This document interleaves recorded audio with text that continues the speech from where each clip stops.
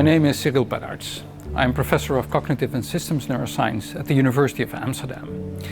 In the Human Brain project, we asked, can we simulate cognitive and perceptual operations in the brain by computer models with realistic dynamics and anatomical detail?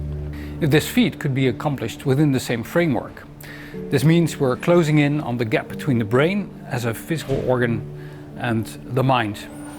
We will better understand what it means to have or to be a ghost in the machine. We'll start at the small scale of brain cells and their activity, electrical impulses or spikes. We will show how the plasticity or malleability of the connections between cells in the cortex naturally leads to the emergence of oscillations in activity. These wave patterns are important for communication between brain areas. Using this detailed knowledge, how can we build a realistic model of object perception? Here we face the problem that our brain cannot see external objects directly, as it receives the information only indirectly, namely via the sensory nerves to the brain. The brain must build a representation of what is going on in the outside world. To model this, we use the principle of predictive coding. The brain learns to build up an internal prediction or representation of what is going on externally. Finally, we extend this paradigm to enable more complex cognitive abilities in large-scale models. In one of these multi-area models, we show how motor movements affect predictions about our visual environment and how the brain cleverly segments objects from the background. While doing this, we use the research infrastructure EBRAINS, originating from the Human Brain project. What you will see emerging is something quite new and fascinating. Perception and cognition used to be modeled by quite abstract computational schemes, but now we connect cognition to its underlying neural substrate, down to its tiny, realistic elements. I'm Giulia Moreni, a PhD candidate at the University of Amsterdam. Our research focuses on building a biological realistic model of the cortical column in the primary visual cortex of the brain, V1. The cortical column serves as a fundamental unit of brain function, and investigating its dynamic is of great scientific interest. Oscillations are a prevalent feature of electrical brain activity. They are believed to play a key role in neural communication. Thus, we were interested in investigating them from a model perspective. The cortex consists of 6 distinct layers, L1 to L6, each represented here in different colors. Our model replicates this structure and incorporates various neuron types. 1 type of excitatory neuron and 3 types of inhibitory neurons are included in each layer, depicted here in different colors. One fascinating aspect of the brain is its plasticity, its ability to adapt and learn. Neuronal connections undergo experience-dependent changes in strength over time. Thus, we introduce a dynamic element to our model by allowing the strength of connection to evolve during the simulation, rather than remain fixed. This results in the emergence of oscillatory activity among the neurons. Let's look at the model in action. Here, you can observe the activity of neurons as they transmit signals to others. On the x-axis, there is time, and on the y-axis, the range of neurons in a column. When a neuron spikes, a dot appears. Notice how numerous neurons become active simultaneously, engaging in mutual interaction. In the absence of oscillatory activity, random firing patterns are observed. However, at the 56th second, when an input is applied to layer 4, an oscillatory pattern emerges. Neurons synchronize their firing, generating regular temporal intervals. Importantly, this phenomenon only occurred when introducing plastic weights to the model. When the connection between neurons had fixed strength, such oscillation could not be observed. My colleague, Kwang-Jun Lee, will show how we use this model to study how a perceptual function, predictive coding, could be realistically implemented.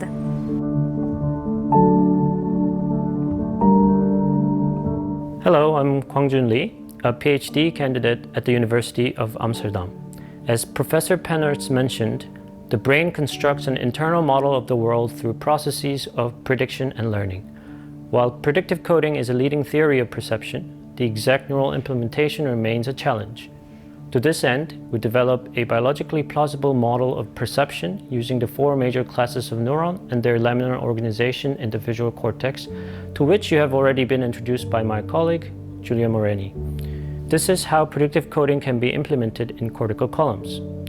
The microcircuit engaging in representation makes predictions about sensory inputs arriving in the area below. In return, they receive errors in prediction from the 2 prediction error microcircuits and refine the internal representation of sensory inputs accordingly.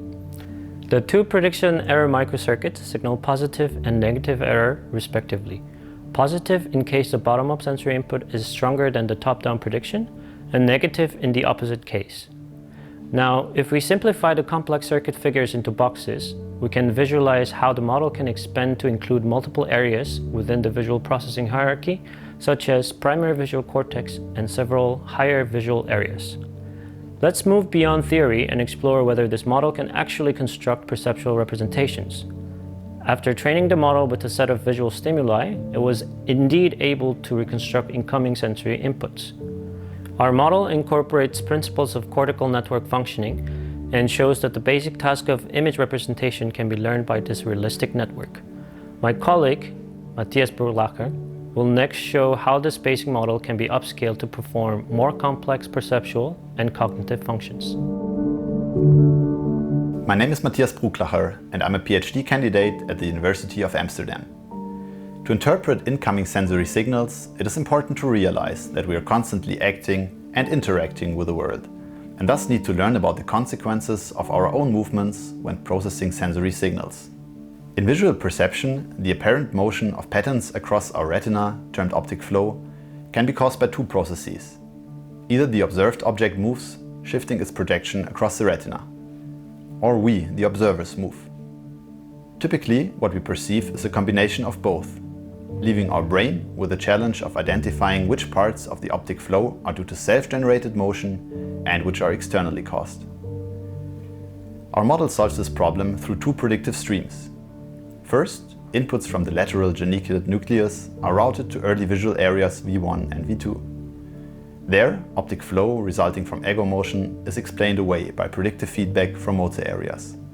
The connections that convert motor signals into sensory coordinates are learned and thus experience dependent. Here, our model reproduces experimental data from V1 neurons in mice, where the same kind of experience-dependent sensory motor computation has been discovered. What cannot be predicted from self-motion reaches the second stream of cortical processing modeled here. It's composed of the middle temporal cortex and adjacent areas. This stream learns to focus on the presence of external objects. Thresholding top-down signals here neatly segments out the object and ignores the background. Importantly, each area consists of a population of interconnected neurons. Here you can see that the model correctly identifies the external object. It is also from these higher level visual areas that object identity can be read out with good accuracy, highlighting the power of multi-area predictive coding models. My name is Jorge Mejías and I am group leader in computational neuroscience at the University of Amsterdam.